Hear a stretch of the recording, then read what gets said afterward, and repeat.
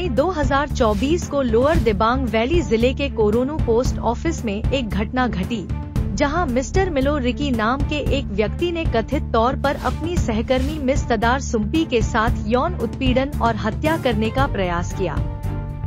दोनों व्यक्ति कोरोनू में भारतीय डाकघर में कार्यरत हैं।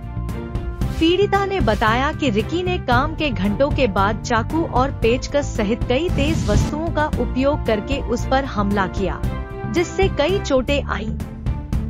इसके बाद स्थानीय लोगों ने आरोपी को पुलिस के हवाले कर दिया, लेकिन बाद में अस्पताल में उसकी मौत हो गई। मामला रोइंग पुलिस स्टेशन में दर्ज किया गया है। 10 तारीख को मैं नाहर लोगन से मिदीचिल से घर पहुंचा है।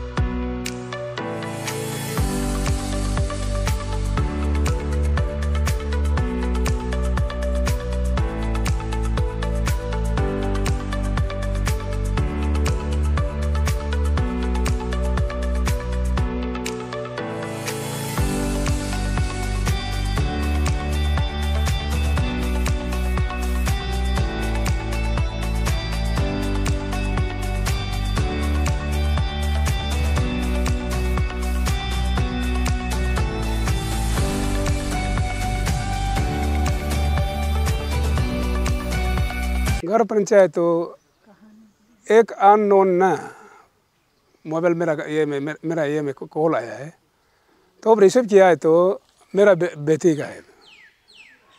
बेटी हमको बताया कि हमको पता नहीं, जो मेरा कलीग्स जो हमको खराब से चाकू पकड़ के और ये करके ये वेपन ये करके यूज करके हमको आधा मरा पीत रहा है, और गला को भी तो आपका ये मराने के लिए चीप रहा है बड़ा है।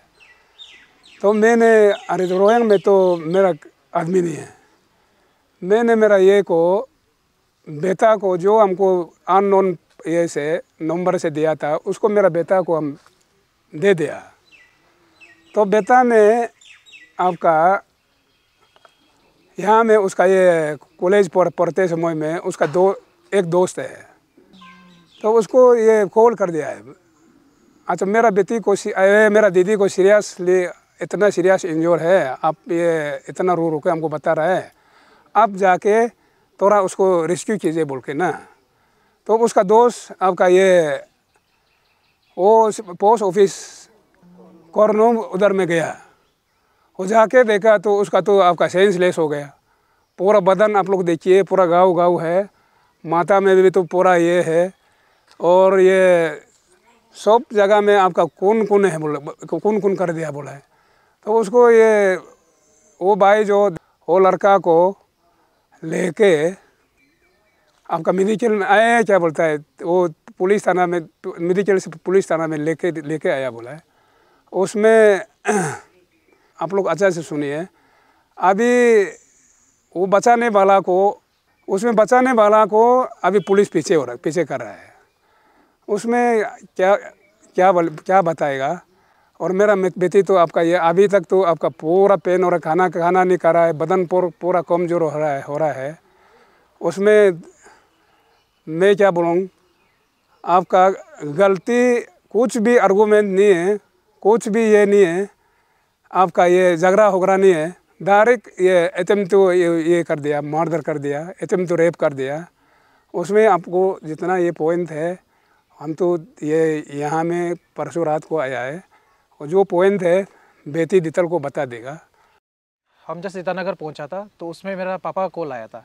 पापा ने हमको कॉल करके बताया कि ये दीदी ने अननोन नंबर से कॉल किया है और वो मुसीबत में है, उसको कोई लड़का मारने की कोशिश कर रहा है। पापा को एग्जैक्टली आइडिया नहीं था, तो मैंने अननोन नंबर पे कॉल किया। अलग कॉल पे अलग फ़ोन पे मेरा दीदी था, तो दीदी ने मेरे से बात किया कि उनका जो ऑफिस मेट है, उनका नाम मिलो रिकी है, उन्होंने उनको जान से मारने की कोशिश की। ठीक है, तो उन्होंने मतलब जान से उसको मारने के लिए कोशिश किया और जल्दी मुझे बचाने आने के लिए बोला है। तो जल्दी बचाने आने के लिए बोला है, तो ऐसे होने के बाद मैं भी बहुत डर के एकदम हेजिटेट हो गया ना।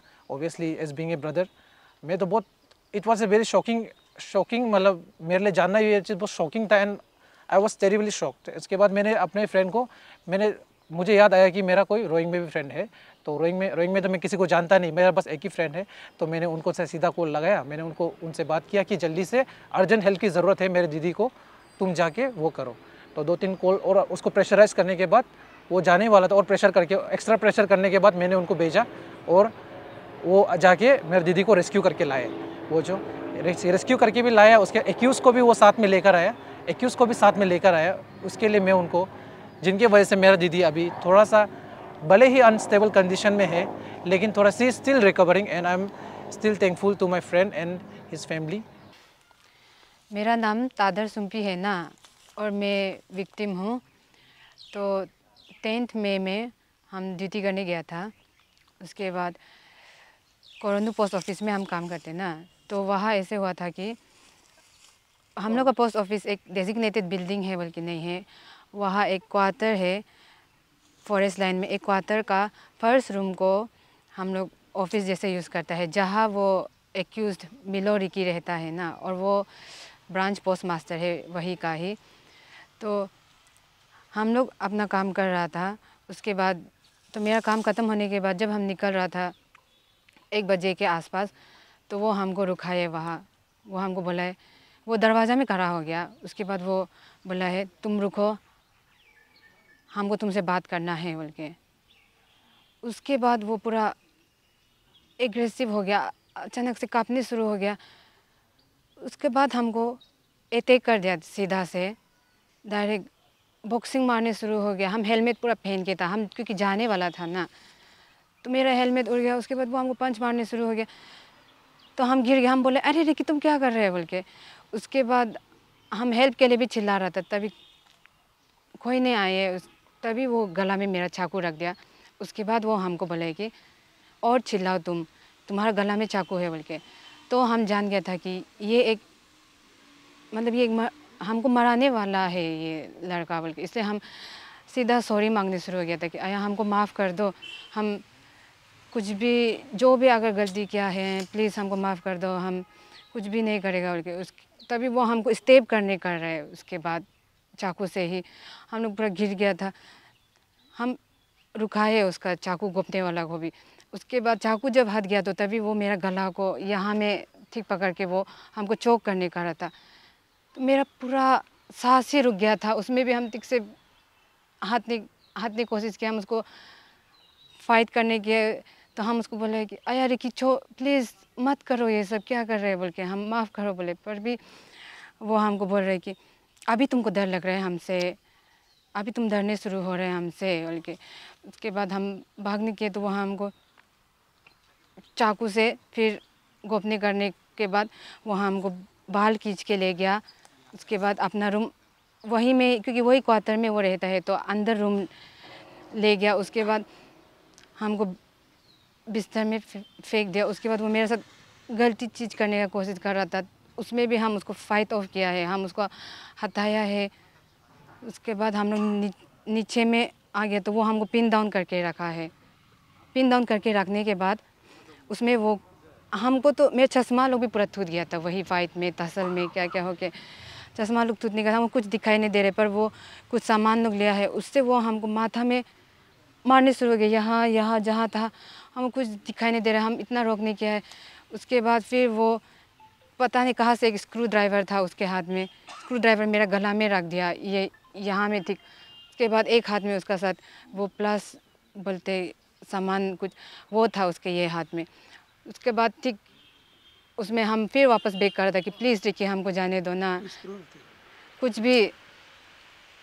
भी गलती किया होने से जो भी है रीज़न हमको माफ़ कर दो। पर हम कुछ भी नहीं किया था, हम मालूम ही नहीं वो उसका अचानक से वो एंगर आउटबर्स्ट कैसे हो गया जब हम जाने का रहा था। तभी वो एक कॉल भी आ गया था मेरा फ़ोन में, क्योंकि वो फ़ोन को पूरा ले लिया था। तो फ़ोन जब कॉल आया तो वो थोड़ा सा रुक गया था। तभी हम बोले कि देखिए प्लीज़ हमको माफ़ कर दो ना, मेरा मम्मी भी रुक रहा है, हमको घर भी जाना है, प्लीज़ हमको जाने दो बोल के हम बैक करके बैठे। उसके बाद वो बोले तुम अगर डर लग रहा है तो अभी ये छोड़ो बोल के, जो हम वो क्लास ये हाथ में था और वो मेरा हाथ में भी था, तो हम भी क्लास को छोड़ा है। उसके बाद वो उसको हम बोला है कि ठीक है अभी रिकी ना, हम छोड़ दिया, हमको जाने दो प्लीज़, हमको माफ़ कर दो। उसके बाद वो ब्रेक डाउन हो गया, तभी वो रोने शुरू हो गया कि आया असली में मेरा माँ नहीं है बोलकर, और वो एडोप्टेड है बोलकर। तो हमको सिर्फ सेफली भागना था, इसलिए हम उसको बोले कि ओ आया हम मालूम नहीं था कि तुम कुछ गलती नहीं किया है, हमको सिर्फ छोड़ दो, हम चला जाएगा, हम तुम्हारा जो भी तुम हमको बोले हम कर देगा, सिर्फ हमको जाने दो, हमको ज़िंदा छोड़ दो बोल के। उसके बाद हम ऐसे करके जेने तेने भाग गया। उसके बाद हम निकल गया। निकलने के बाद हम सबसे वो एक्चुअली हमको तभी भी वो जाने नहीं दे रहा था। वो हमको बोल रहा था कि वो रात को वो वहाँ ही बैठ जाओ बोलकर, क्योंकि अभी वो सुसाइड ही कर देगा बोल रहा था। क्योंकि मेरा इतना ज़्यादा खून निकलने वाला देख के वो जो डर गया था, वो बोल रहा था तुम्हारा खून इतना ज़्यादा है ना, तुम अभी बाहर जाने से जो भी हो हम फंस ही जाएगा बोलकर। तो इसलिए हमको जाने देने के लिए हम झूठ बोला था कि हम प्लीज़ हमको जाने दो, हम कुछ भी केस नहीं करेगा, हम सिर्फ यहाँ से हमको ज़िंदा जाने दो बोल के। उसके बाद वो बोले अभी मेरा यहाँ पेन भी है ना, तो अभी रस्सी सिर्फ चाहिए, उसके बाद हम खुद को मरा ही देगा, ये हम क्या कर दिया बोलकर। उसके बाद हम उसको फिर बोले देखिए तुम कुछ गलती नहीं किया है बोल के हम झूठ बोले। उसके बाद हम सीधा उसको थोड़ा जैसे वो थोड़ा शांति हो गया था, हम डायरेक्ट भाग गया। उसके बाद हम सामने का भैया एक का दुकान में चला गया और उसमें वो भैया का फ़ोन लिया है। वो भैया को फ़ोन लेने के बाद हम मेरे पापा को फ़ोन किया, क्योंकि मेरे पापा का नंबर लोग ही हमको याद था। फिर मेरे पापा मेरे भाई को कॉल किया है। उसके बाद मेरा भाई जो उसका दोस्त को भेजा है, जो आया है हमको लेने के लिए। उसके बाद उसका हेल्प का मदद से ही हम अपना मेडिकल ट्रीटमेंट भी करा सका, क्योंकि मेरा पूरा माथा से खून निकल रहा था। ये सब भी चाकू लोग से ही पूरा स्क्रैच है, ये लोग भी पूरा हमको असॉल्ट करने का ही दागी है। यहाँ भी चाकू से, जब चाकू का स्टेप को हम रुकाने किया था तभी यहाँ कट गया, और ये स्टिचेस लोग है पूरा, इधर में ये स्टिच करके रखा है।